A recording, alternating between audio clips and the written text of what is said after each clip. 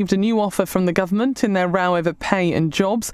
Members of the British Medical Association are due to walk out for 5 days from next week. A man has been found guilty of murdering his ex-partner's sister and her 3 children in a house fire in Bradford. 40-year-old Shiraz Ali torched Bryony Gawith's home in a botched revenge attack last August. And Lyon has warned jobs are at risk as it revealed plans to close a number of restaurants. The fast food chain has appointed administrators to restructure the business. In the city, the FTSE 100 has closed up 13 points at 96.55. The pound buys $1.33 and €1.14. LBC weather, a dry and clear night for much of the south, rain for much of northern Scotland, but this will clear later. Lows of 4 degrees. From Global's newsroom for LBC, I'm Amelia Cox.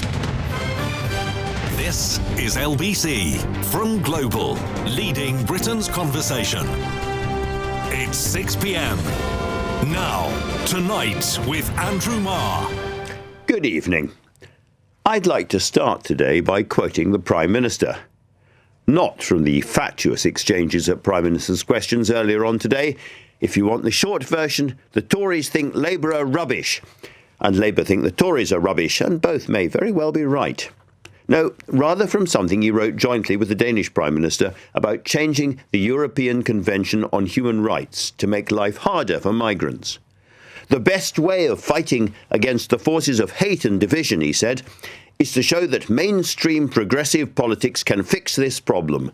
Listening to the legitimate concerns and acting on them is what our politics is about. That's not empty populism, it's democracy. Now that's interesting because so many Labour MPs and left-wing commentators and actors and other celebrities are furious about the idea of watering down the ECHR that is under discussion today with British ministers in Brussels and Strasbourg. The Starmer government wants to remove the right to family life as a reason to avoid deportation and change how torture and degrading treatment is defined, again, to avoid migrants supposedly gaming the system. Effectively, what Keir Starmer is saying is that if I don't get control of this, that Nigel Farage will be the next Prime Minister. And on that, he may be right. But despite having in Shabana Mahmood a toughie in the Home Office, he hasn't yet got control of illegal migration. So far, around 40,000 people have crossed the Channel this year, more than in any recent year apart from 2022. We have heard lots of ingenious-sounding ideas and impressive slogans, and there have been endless negotiations. But on the beaches and in the water, nothing has changed. And then there is the bigger question still. At what point, in responding to the concerns of people who might otherwise vote hard right, do you start to sound as if you're hard right yourself?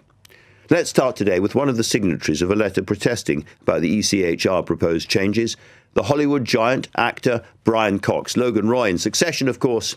Is this argument, in essence, about what it means to be British? Yeah, I mean, we lose our identity, and our identity is very important because apart from the fact that we made the mistake of getting out of Europe, which is the biggest mistake we've ever made, and it looks like it even more so now because of what's happening and what Trump is prepared to allow to happen in the Ukraine, makes it more and more difficult and more important to be British and stand up and say, no, this is not right. But we've got to get back into, we have to really create a good relationship with Europe again in order to sustain that. And suggesting that the use of torture as an excuse by some lawyers of asylum seekers is gone too far would, in your view, be counter to our fundamental principles? Absolutely.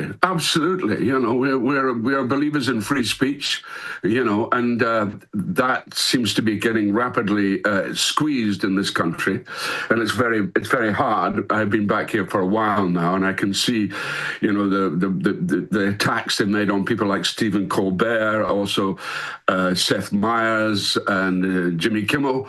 I mean, it's these great talk show hosts who are quite liberal, you know, they're not one way or the other. And I think those voices they want them quiet. Rachel Maddow, who is a great journalist as well here. So I really get very concerned with what's happening here, you know. That's why it's very important to be British.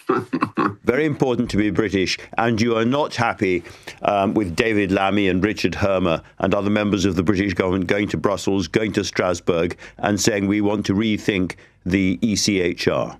No, I'm not altogether happy about that, because also we're kowtowing to what is an unstable leadership here in the US, and that is dangerous, you know. And I think I can understand from Starmer's point of view what he needed to do, what he felt he needed to do, but then he really should have thought about the animal he was dealing with, you know, and been a bit more judicious and a bit more political, actually, in relationship to him, rather than sort of giving in to him as clearly what happened. I want to come on directly to Trump in just a minute, but before I do, what about the government's position when it comes to the prohibition of torture in the ECHR? They say it's being used in an unreasonable and excessive way by migrants who say that, for instance, serious criminals are not being deported because allegedly the health systems in their own countries aren't quite good enough. That kind of thing. No. That's right. Yeah. Yeah, you know, the immigration crisis is getting huge, getting more and more huge. You know, everybody complains about the boats coming from Calais to the UK with these immigrants on board, but these are people. Some people, you know, there is questionable about who is doing it, and I think the filtering system has to be a lot stronger than it is. But they are immigrants, and a lot of them are actually on the run from oppressive regimes, and that's what we've got to understand, and that's what we've always understood. But at the moment, with people like Farage, who is so anti anything that's not what he calls British, but it's not what I call British, because what I call British is something which is incredibly inclusive, not something which is rigid and narrow. So do you think that a Labour government is kowtowing to dark forces around the world? I think there's an element of that. I really do. I mean, I think it's difficult for them. I can see how hard it must be for them. But at the same time, they have to stick to the principles by which they were elected. And unfortunately, the country is not happy with what's been happening and what Starmer has done. There's clearly a discontent. And it's really criminal because he had such a huge majority. And that tells you, Starmer, go the way of socialism. That's what that tells you, and he's not quite doing that. Sorry, you mentioned Trump a couple of times there, Brian. Now, two things have happened in the course of the day. Pope Leo has warned Washington not to breach the transatlantic alliance after Trump's comments about civilizational erasure of Europe caused by immigration.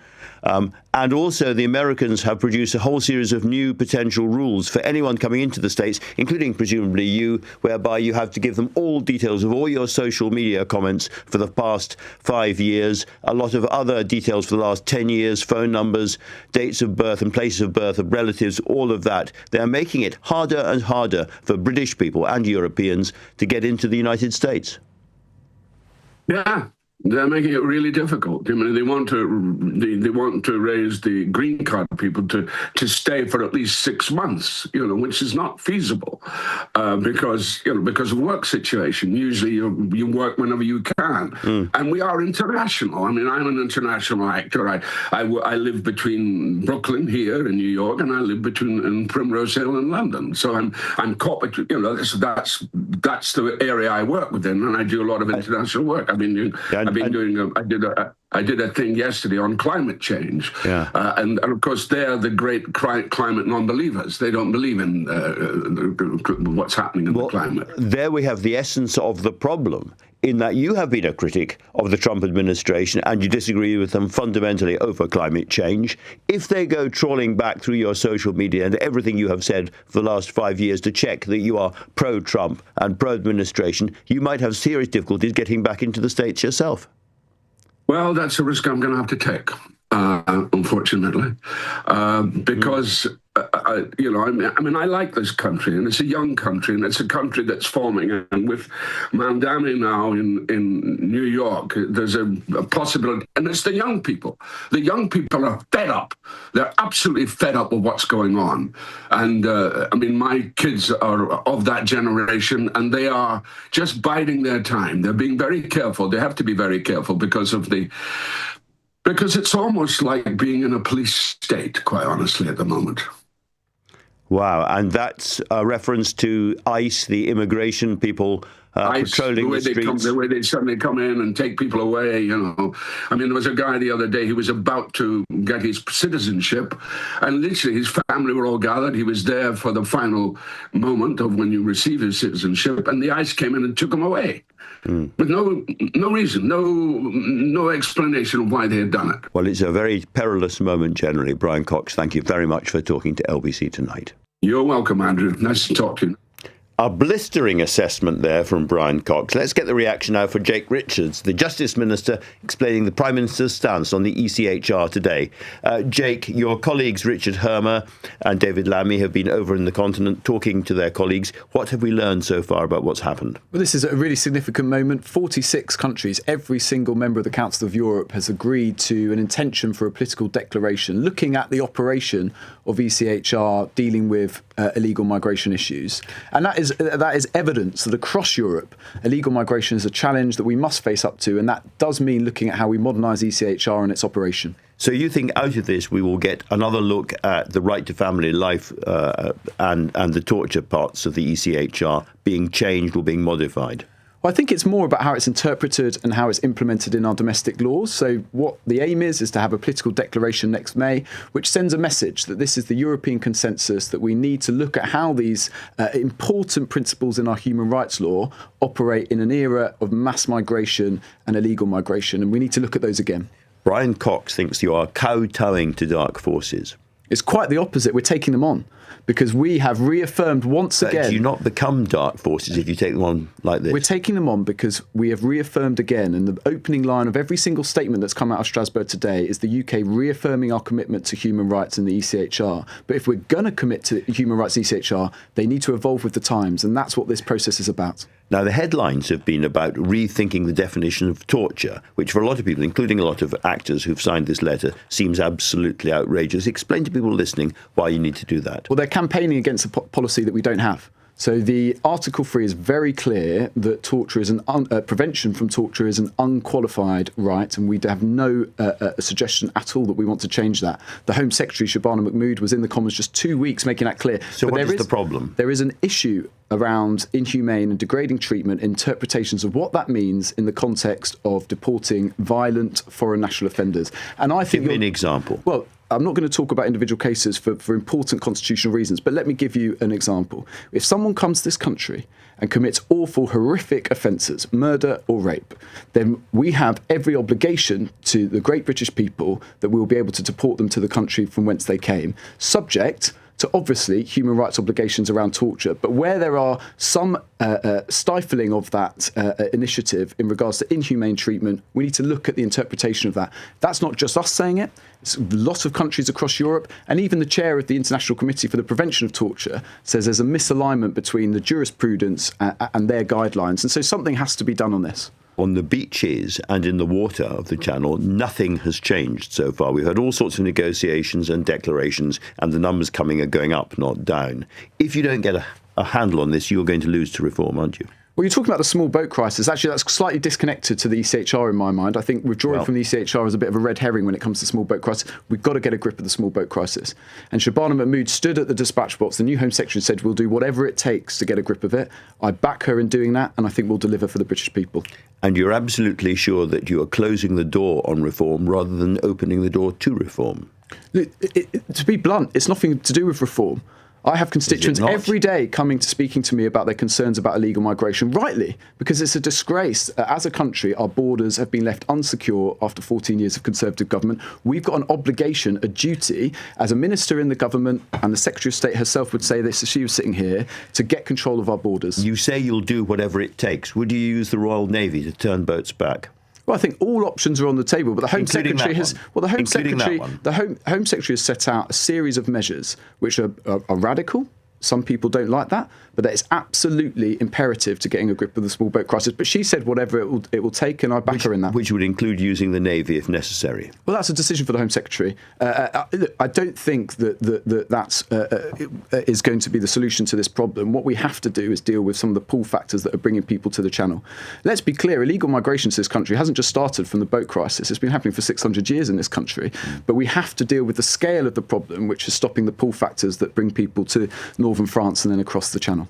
All right, Jake Richards, thank you very much indeed for coming in and talking to me. Now we're going to be speaking to the Reform Deputy Leader Richard Tice in a few minutes. He's called those accusing Nigel Farage of racism at school liars. Will he apologise? We'll find out. You're listening to Tonight with Andrew Marr, and the time now 6:16. Weekdays from 7 a.m. They come here because they know it's a soft touch. Straight to the point. How does this even add up? Nick Ferrari at breakfast on LBC. This is a Whitehall farce, without any doubt. Listen on our free Global Player app or the new LBC app. Download it now from your app store. LBC.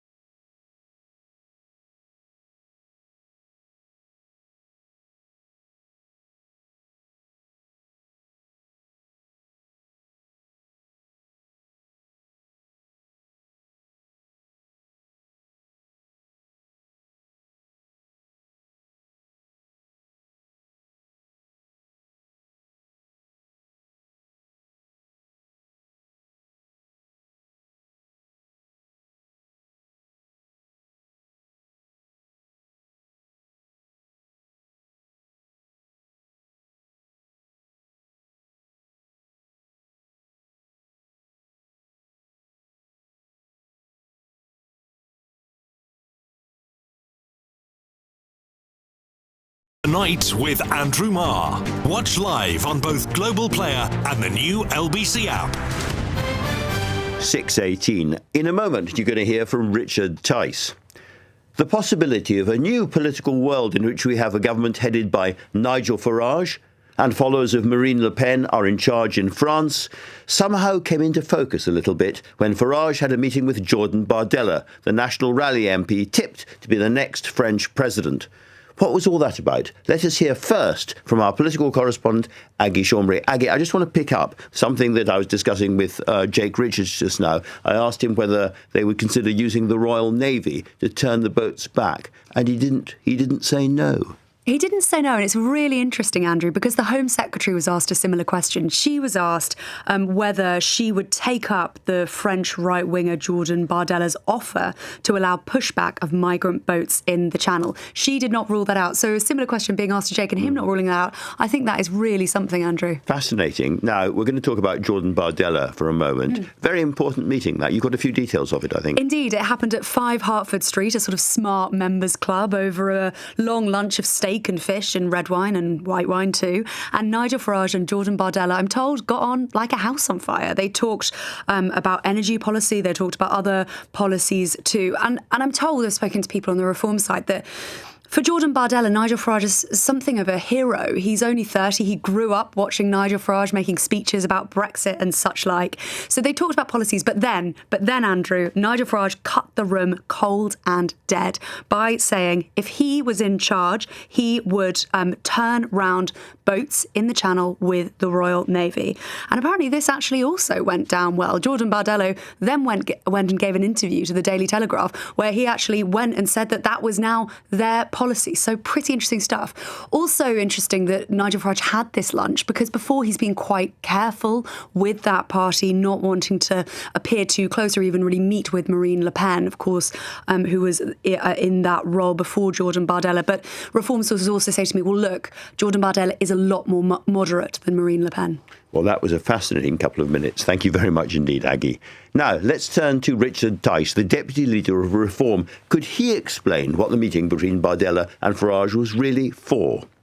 Well, it's because Nigel and Jordan Bardella are the likely future elected leaders of both the United Kingdom and France. So it makes eminent sense for them to get to know each other, to spend some time and to start doing deals with each other. I mean, look at that. Nigel's done a deal to stop the boats under a reform government. What's not to like, Andrew?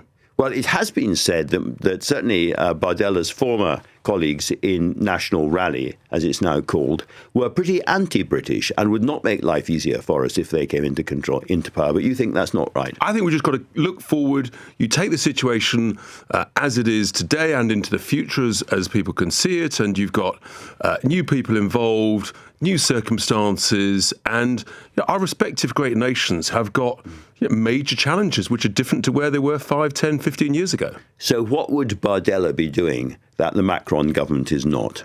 I think that he will be looking to renegotiate arrangements with Brussels, with the European Union. I think that's pretty clear.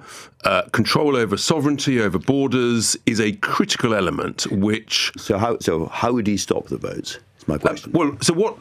What he said is in the same way that they would look to basically to push back the boats in the Mediterranean, he accepts Nigel's observation that you've got to do the same with and allow us to do the same with boats crossing the English Channel. And then you've got consistency. You reduce the attractiveness, the deterrent. And do you know who the people who benefit some of the most? That's the residents of northern France around Normandy, Calais and Dunkirk, who are suffering interminably at the moment, as we are here in the UK. So just in terms of clarity, what would happen is a boat, shall we say, sets off from northern France, bobs across the Channel Tunnel, and when it's in British waters, it is apprehended and turned back and sent back again. What really will happen is that I think that a Jordan Bardello government would pick the boats up immediately leaving the French shores and take them straight back. And you only have to do that for a couple of weeks and it's job done. We know it works because it's a variant of what worked in Australia over a decade ago. And he has given Nigel Farage a promise that he will do that. They had that discussion just in the last 24 hours and it was a very, very sensible, constructive negotiation and agreement. Your party has come out of Euroscepticism in many ways. Having a National Rally right-wing government in France, would that change your general attitude to the French and to Europe? Would you become quite pro-French? Oh, I love the French. I mean, I love the wine, I love the cheese, I holiday there. No, the French. I'm talking about the French themselves, not the cheese. Andrew, you forget, I lived in Paris for 2 years, I'm deeply affectionate. You could see a better relationship between the EU, France on the one hand, and the UK on the other. I think the Brits have a great relationship with the French. I think there's a question mark about the relationship over the current French president, who's a bit grumpy over Brexit and the fact that we exercised our own sovereign democratic choice. But I think all that changes, and individual nations have different leaders at different times. You've got to look forward. You've got to recognise your current challenges. We know what ours are, and a new government in France with a new French president, I think, could work very constructively with Nigel Farage. We have British ministers today in Brussels and Strasbourg trying to renegotiate aspects of the ECHR, in particular Article 3 on torture and Article 8 on the right to family reunion. If those were rethought and recast, why would it be necessary to come out of the whole thing? Would their job not then be done? No, because I wouldn't trust them, and we wouldn't trust them, wouldn't trust the judges. And I just come back to the fundamental point. As an independent, proud sovereign nation, we don't need foreign judges, in inverted commas, telling us what to do. And all it will do is continue this sort of lawfare by our own human rights lawyers. What's wrong with our own appeals court and our own Supreme Court, for example? Far be it from me to stand up for judges, but this court does include British judges, and they work on the basis of what's passed down to them. And if what is passed down to them is different when it comes to, for instance, family reunion, would they not just do it? What's wrong with our own appeals court and our own Supreme Court? We're good enough. Our legal system is the most respected in the world. We just don't need foreign courts telling us what to do. America doesn't have it. Australia doesn't have it. New Zealand doesn't have it. Canada doesn't have it. Those are our great partners in, for example, the Five Eyes intelligence sharing network. But in our part of the world, our involvement in human rights is part of the reason that Britain has had a high reputation in the past. Post-Second World War, this is part of what made us. It made us sort of respected around the world. Do you know what's happening at the moment? Countries around the world are laughing at our naive stupidity, allowing this lawfare to go on by these lefty human rights lawyers. They cannot believe we are being so stupid and allowing ourselves to have our proud tradition and culture denigrated in this way. So you don't believe that changing the ECHR will change anything in the real world? No, not at all. Let me move on to what President Trump has been saying, because he has used some very hardline language about the effect of immigration, particularly on European culture. He has talked about the civilizational erasure of European culture and societies collapsing from within, hollowed out and failing and being non-viable in the near future. Do you agree with that? Well, you can use whatever language you want. The reality I'm is, asking about his language. Look, the reality is that immigration is number one on voters' concerns here in the UK, and we should respect and stand up and be proud of our own British culture and welcome smart immigration in numbers that can be absorbed, who want to work, integrate and speak the language. That's fantastic. I think what President Trump is probably indicating is that if things are allowed to go too far, then you dilute your own culture of whatever nation you are from, whether it's us, whether it's the French, whether it's the Swedes, who've also had issues around this. And we're all highlighting this as an issue. And guess what? We're all winning elections. He is saying that this is going to destroy our civilization. He's going even further than you've just gone. Do you agree with that? Is our civilization itself under threat from immigration? Look, he will use his language. My language is the great British culture is something that we need to stand up for, be proud of, and say to those who are lucky enough to come and live in the UK, you need to embrace and enjoy British values, British culture, and work within it. And that's a great thing. And that's what I call smart, sensible immigration. He also called the Mayor of London vicious and disgusting. Is that the kind of language that you would share? Well, the Mayor of London is also a Liverpool football fan, so not. Actually, you're laughing, but that kind of language, vicious and disgusting, is not the kind of language that you would use about Sadiq Khan. No, it's not. All right. One other thing that President Trump has said is that he wants to support the parties around Europe. He mentioned Viktor Orban, who share his values. Now, if in the past, Barack Obama had wanted to intervene in British politics, you would have been absolutely furious and campaigning against it. Why are we hearing nothing about the Americans now wanting to intervene in European politics and in British politics more and more? Well, I think there's a difference between intervening during an election process or during a referendum process, where there is a specific vote at stake, where someone has gives a strong indication on that vote, as opposed to a general observation about other Western allies. And so I think there's an overall difference. I'm just wondering about American interference in our politics and our culture. I mean, you're wearing a rather nice Union flag badge on your lapel at the moment. You've talked a lot about British values, but here we are being overwhelmed by an American president with American values. They're not necessarily ours, and yet they're being pushed down our throat. You say that, but we actually share a lot of things. I mean, from a most serious point of view, they are our biggest strategic trading partner, as well as our defence partner. From a slightly less serious point of view, I mean, we've got things like McDonald's that we enjoy here. They enjoy some of our finest products too. As individual nations, we are our biggest single export and import partners. We've got a lot in common. The emotional aspect of that is what's under threat. I mean, even the Pope today has intervened, saying, don't put at threat the transatlantic alliance to Washington. That seems to be what's going on. I don't think it is at all. I really don't. I think a lot of people are making a lot of mischief. I think NATO is the most important strategic defence and security alliance that we have. And what what we've got to do, and not unreasonably, people have got to pay their way. And they've got to be honest about that, and they've got to procure their defence equipment well, share best practice and knowledge, and that, I think, is in all our interests. If I was a Ukrainian listening, could I trust a future reform government in Britain? 120%.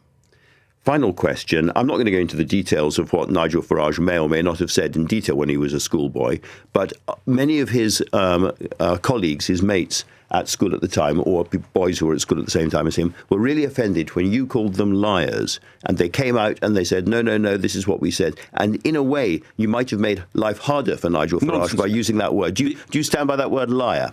What I stand by is the fact that later that day, Nigel produced the evidence that many people have said the opposite, that actually that this had been misinterpreted. And look, people might be offended by a bit of language here. Fine, that's the nature of politics. If people want me to be a bit more gentle, let's use another expression. Recollections may vary, and they clearly do vary. It's 49 years. It's 49 years ago, Andrew. It's 49 years ago, but I detect you do regret using the word liars about some of those boys. If people are offended by it, they might be offended by it. That's the nature of politics. When I'm assaulted by a presenter saying that let's talk about Hitler's special relationship with Nigel, right? Hitler died 19 years before Nigel was born. There was no relationship. It was an outrageous interview by Emma Barnett, and frankly, I'm not Emma Barnett, I'm just asking you whether you regret and would apologise for the use of the word liar to civilians out there. I could have stopped the interview on the basis of that outrageous start. I didn't. We carried on, and frankly, the BBC should be apologising to me for that outrageous interview. It was disgraceful. Maybe we should have a multi-sided apology system. They apologise to you, and you apologise to those guys. Sort of triangulation of it. Triangulation. All right, Richard Tice, thank you very much indeed. Up next, an astonishing story from our crime correspondent about grooming gangs in London. He'll be with me in the studio next, but first, the time is 6:31 and Amelia Cox has your news headlines. Sir Keir Starmer, along with the French and German leaders, have spoken to Donald Trump this afternoon about efforts to end the war in Ukraine. The US president's given Kyiv until Christmas to accept his proposed deal for a ceasefire with Russia. Resident doctors in England will be consulted on whether to call off strikes after receiving an offer from the government in their row over pay and jobs. Members of the British Medical Association are due to walk out for 5 days next week. And a Justice Minister has told LBC the government is taking on dark forces as it pushed for changes to the European Convention on Human Rights. Speaking on Tonight with Andrew Marr, Jake Richards has echoed a warning from the PM that it's necessary to fight the rise of right-wing politics. LBC weather, a dry and clear night for much of the south, rain for much of northern Scotland, but this will clear later, lows of 4 degrees. This is LBC.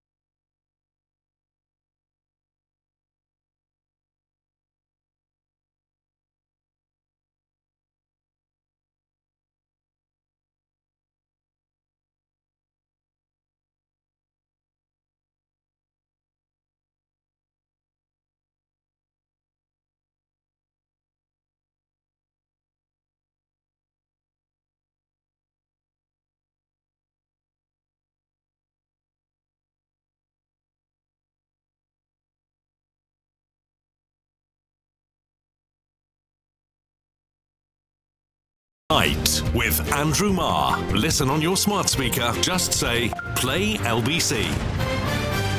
6:34. Yesterday I spoke about how much I love London. And I suggested it was time for the Prime Minister to defend his colleague Sadiq Khan against Donald Trump. Now, I don't retreat even half an inch from any of that, but everywhere, including London, has its dark side. On the show before, we've discussed grooming gangs in London and in particular the way they preyed on children's homes. Now, LBC's crime correspondent Andy Hughes has been carrying out his own investigation on the streets of London into grooming, cover-ups and powerful men. This is not and never has been a story limited to the towns of the northeast or to men of Pakistani origin. Andy, talk us through the investigation. Yeah, Andrew, so this story all begins in a custody suite in West London in 2012, and what happened was a young woman was arrested. She was brought into the custody suite, and behind the desk she could see a police officer who she said was her abuser. Now, the victim made a statement saying that this officer used to pick her up near her care home, take her to a hotel in London's Park Lane, where she was shared with other important men, she said, including an unnamed MP and a judge. So I've spoken to a former senior detective in the Met who investigated grooming cases. He was made aware of the claim at the time, but wasn't given the name of the officer. But it didn't take him long to figure out who it was. He asked that we protect his identity. So I said, is it? And she said, oh my God, what makes you say that? Yes, it's him. And I just said, look, the man is a bully. He enjoys humiliating and belittling younger officers. And if anybody in that custody suite abuses children, it will be.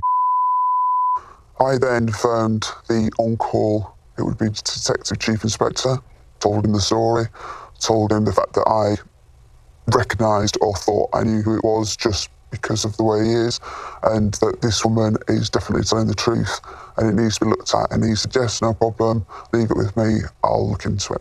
Obviously, naively thought it was being looked at, and then within a month I was told he'd retired.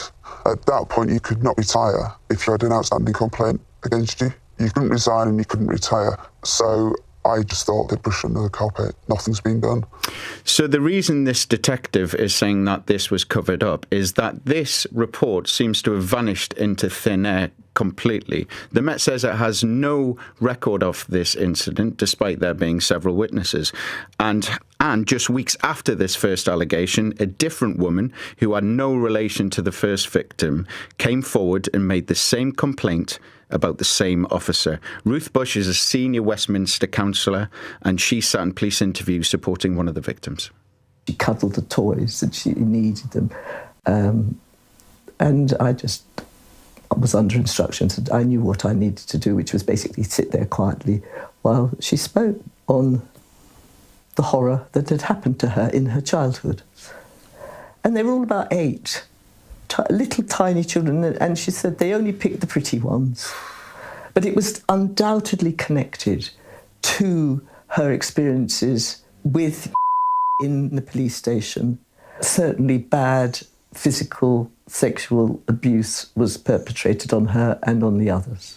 So Ruth goes on to explain that the investigating detectives told the victim that they entirely believed her. However, a year later, the case was dropped, the Met says, because of a lack of evidence. Now, LBC found that the accused former officer was now living in the north of England, so I approached him to put the allegations to him.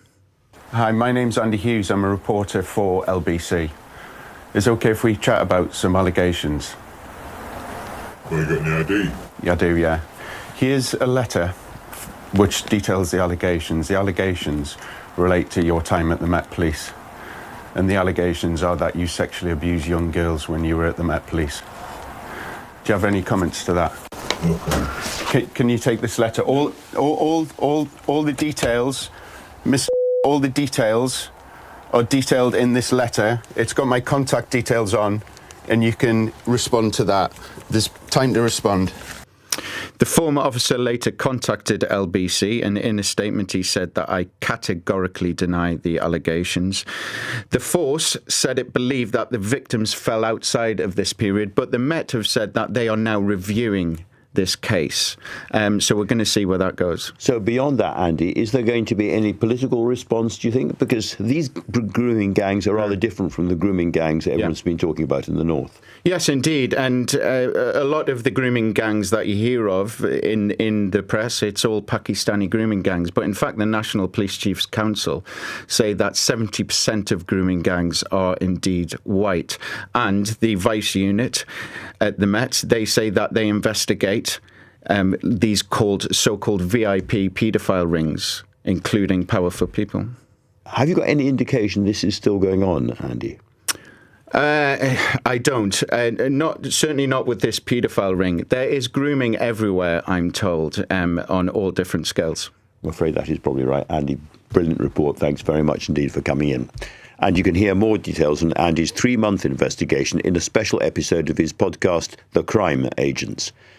The BMA announced this afternoon they're going to put the government's latest offer to their striking members. How big a moment is it? I'm joined now by LBC's political editor, Natasha Clark. I was watching Wes Streeting respond to this. The temperature is rising fast. Yeah, potentially this is a huge moment, Andrew. So the government are saying today that they are going to prioritise thousands of UK-trained graduates. They hope this is going to be enough to get the BMA to call off what is going to be a really, really damaging strike for the NHS, which we expect to take place as early as next week. They've said they will go on strike again for another 5 days. Just as a very, very bad wave of flu hits the country. Exactly. It's going to be really difficult for any NHS staff, and it's going to mean thousands of people basically cancelling their leave for Christmas in order to try to help out the NHS. I've been speaking to the Department for Health today. They have high hopes for this. This is the first time that the BMA have put such a deal to their members in this way. We are now facing a make or break weekend where they will put this to their members over the weekend, a sort of online ballot, if you will. If it comes back positive, there is a chance this whole thing could get scrapped. Now, it's not, however, about pay, and we know how much that this has all been about actually increasing the doctor's pay, so that's not part of the equation. But we'll know on Monday, perhaps, whether this is going to go ahead or not. Yeah, it's going to close on Monday, so this will be an indicative ballot. They will then have to put it to another ballot. But another interesting point, Andrew, Wes Streeting actually offered to postpone these strikes, saying that we can extend your ballot to strike past January. If you just call this off, we can put this all to the members, see what they think. That has been a long, long sort of grievance from the Department of Health. They want them to put it to a ballot. You'll remember, obviously, last time they went on strike, the number of people in support of this went really down. So the government are really, really hopeful tonight that this could be it. And actually, NHS providers giving some very, very strong indications. They're really hopeful that this can be averted and that the NHS can focus on this fludemic that is sweeping across the nation. It's so rare that we can bring any glint of good news at the moment, Natasha, to people listening. So thank you very much indeed for that. Now, the latest welcoming message from the United States. If you don't like Donald Trump, stay away. New proposals from the administration published by the US Customs and Border Protection suggest that British travellers will be required to submit their social media history for the past 5 years to the Americans. They'll also be asked for other data, including telephone numbers, the dates and places of birth of family members, and any business emails used in the last decade. If this goes ahead, and it's still if, it'll make travelling to the US really cumbersome and for many people very unappealing. It comes in the context of the Trump administration attacking Europe as decaying societies and Pope Leo intervening to plead with Washington not to break apart the transatlantic relationship. Let's talk now to John Sandvig, the former director of the US Immigration and Customs Enforcement, ICE. John, thanks very much for talking to us tonight. This is really bleak news for a lot of people who have travelled regularly to the United States and will be put off. Is it part of a kind of severing of personal as well as commercial ties between the EU and the US, do you think?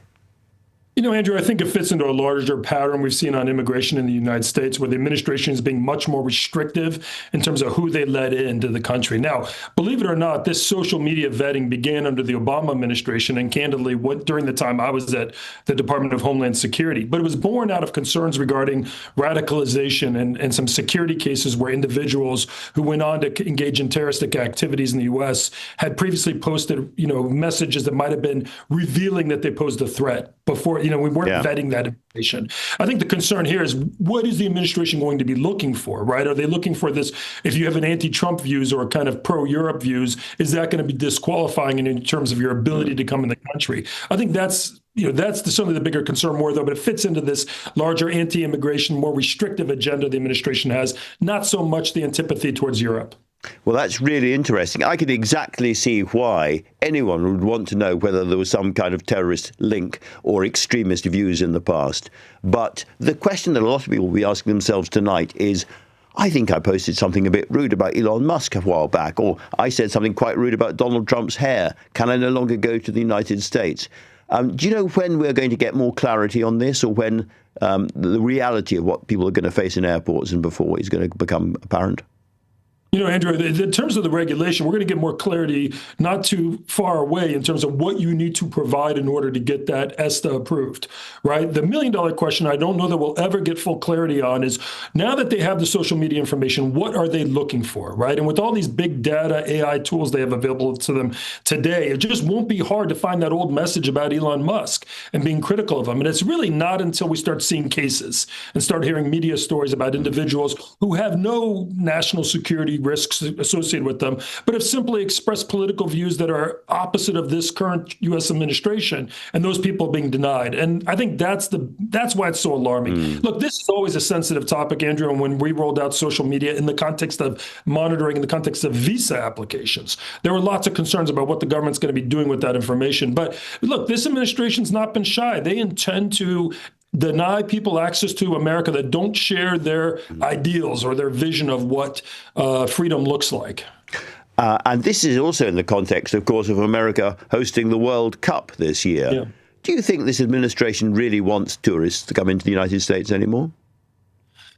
Well, I'll tell you, they certainly, we are going to see a real limitation of the number of migrants coming to this country. Student visas are down dramatically, and I think the administration is perfectly happy with that. H-1B and professional work visas, the administration has, raised the fees dramatically to really discourage U.S. employers from seeking foreign talent. Of course, the president seems to be very excited about the World Cup, has a very close relationship with FIFA. I think there are a lot of concerns, not just with regard to the ability of people to travel to the United States during the World Cup, but also what's going to happen at these World Cup sites, right, with regard to the immigration enforcement, mass deportation effort going on in the country.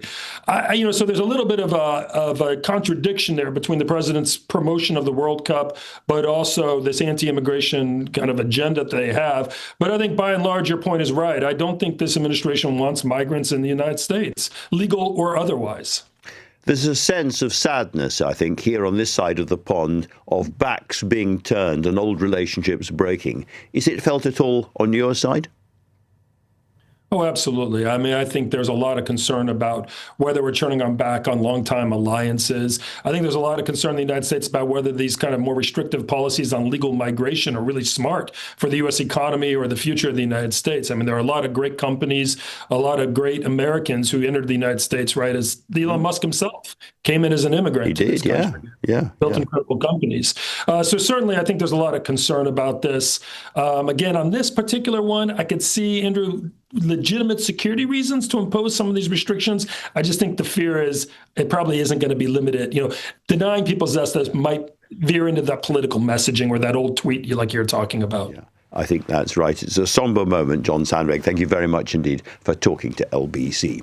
Now, up next, a tale of woe for the ages as a former European leader details his great suffering in prison for a grand total of 20 days. More on that next, with the time now 6:48. Coming up at 7 on LBC, Ian Dale. At 9, why are so many men and women traumatised by hair loss? Cross question at 8. But first, given the huge outbreak of flu, should the resident doctors call off their strike next week? Ian Dale at 7. Listen on our free Global Player app or the new LBC app.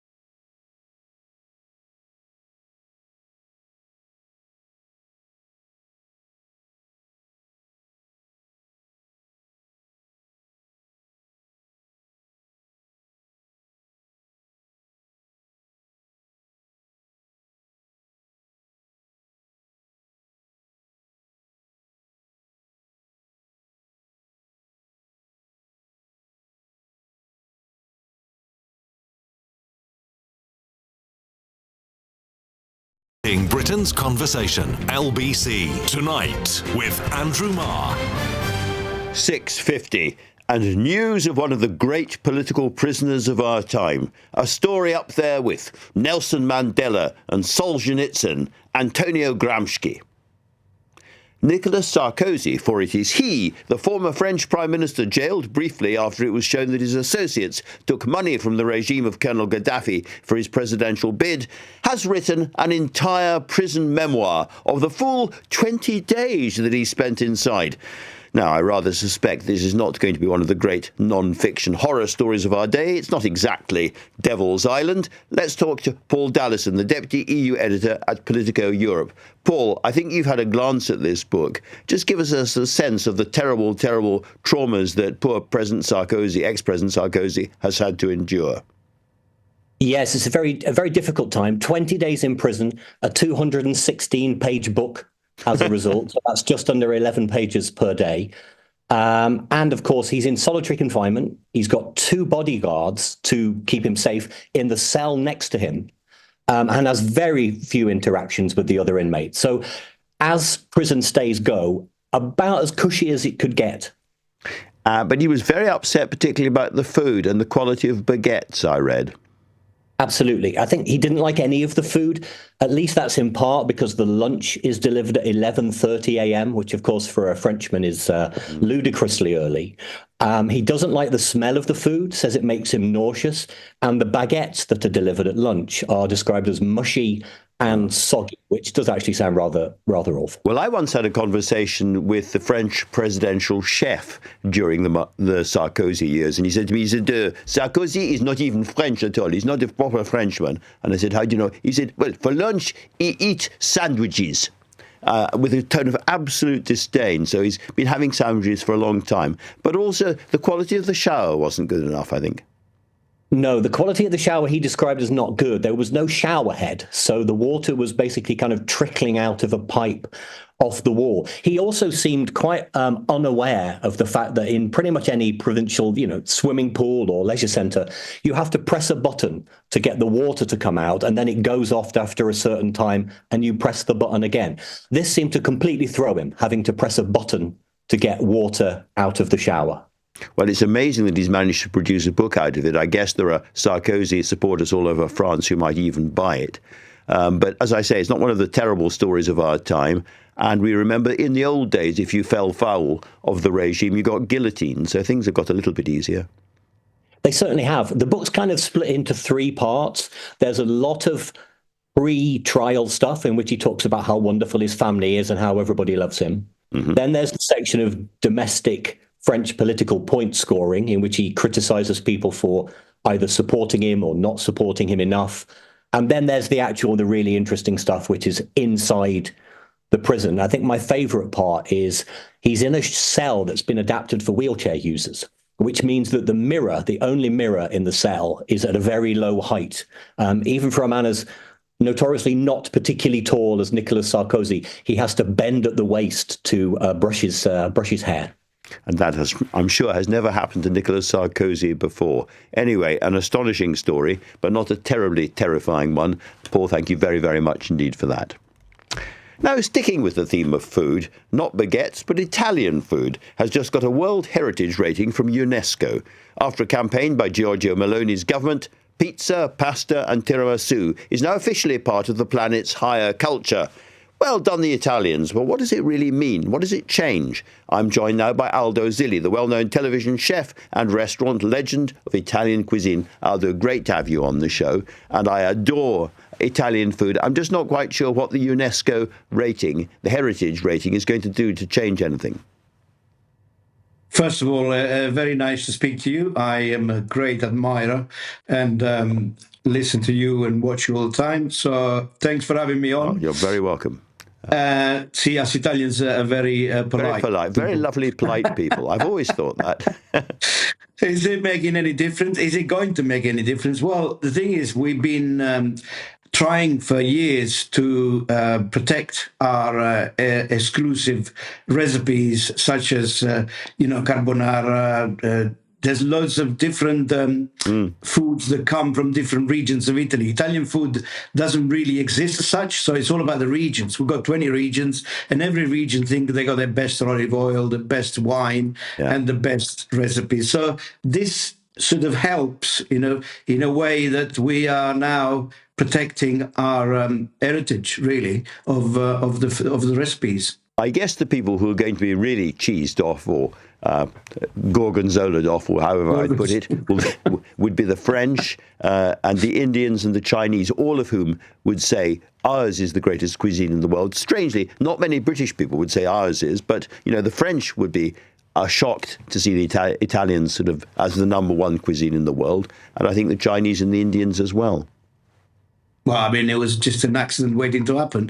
we have been the best for years and years, and we are now finally being recognised that our food is everyday food. In Europe, wherever you go, you have your pizza, you have your pasta, you have our food. In Great Britain, when I came here first 50 years ago, you couldn't even find olive oil. And now it's available everywhere. It used to be in chemists to get rid of earwax, was what it was sold for. That's how we got our olive oil. You're absolutely right there. But, you go anywhere in the world, really, and I've just been to Switzerland, for instance, and what you find everywhere is Italian food and Italian restaurants. In other words, is it really Italian anymore, or is this now the world's global cuisine? Well, it is the world global cuisine. As far as I'm concerned, what this has done is telling us that are cooking abroad to not mess around with the recipes that are original. So that's what it's doing to us here in Great Britain. For example, restaurants in the middle of nowhere that are serving carbonara with mushrooms and cream will probably stop doing that and will, use the right ingredients. That's what I'm trying to get at. And now to celebrate that, next year I'm bringing the Italian Awards to London, and we're going to be celebrating the UK best Italian food. So it's a big thing for us. I think you'd probably agree that great Italian food is always about great ingredients. But you were mentioning there people who behave disgustingly towards your great cuisine. What are the worst mistakes that people can make around Italian food? Is it putting cheese on seafood linguine or what? Overcooked pasta is the usual one. Making a terrible ragu in no time. Things take time. My mum used to get up at 5 o'clock to make pasta and ragus on a Sunday for us to, I'm the youngest of 9 children, so I grew up in that environment, and it's all about the environment. Italian food is not just about food, it's the culture, the tradition, the work that goes into it, the wealth, and that's what brings you people to our country to spend a bit of money. You're not wrong. You're not wrong. I'm feeling hungry already. Aldo, thank you very much indeed for talking to me. Tourists visiting the United States from dozens of countries, including the UK, could be asked to hand over 5 years' worth of social media history as Donald Trump ramps up increased border checks. I spoke to the Succession actor Brian Cox, a vocal Trump critic and occasional resident in New York, to ask if he is worried about being allowed back into the United States himself. Well, that's a risk I'm going to have to take, unfortunately. I mean, I like this country, and it's a young country, and it's a country that's forming, and it's the young people. The young people are fed up. They're absolutely fed up with what's going on, because it's almost like being in a police state, quite honestly, at the moment. If you missed any of today's show, you can listen back on our free Global Player app or the new LBC app, where you can stay up to date with all the latest news and opinion, put your news categories in the order you'd like in, pause, rewind live radio, and listen to a range of podcasts. So download the all-new official LBC app for free from your app store now. Coming up at 10 on LBC, it's Ben Kentish. But right now, it's time for Ian Dale. Thanks, Andrew.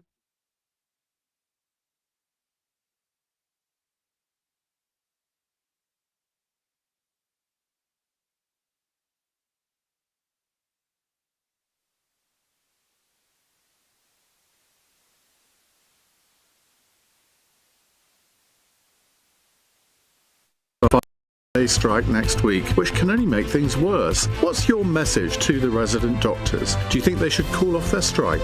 On Cross Question 8, former Conservative Cabinet Minister Sir John Redwood, businesswoman Judith McMinn, Labour Cabinet Office Minister Josh Simons, and social commentator Benedict Spence. At 9, I want to tackle the issue of hair loss in both men and women. Why are so many people traumatised by it? On your radio, on the LBC app, and Play LBC. Leading Britain's conversation. This is LBC. From Global's newsroom, it's 7.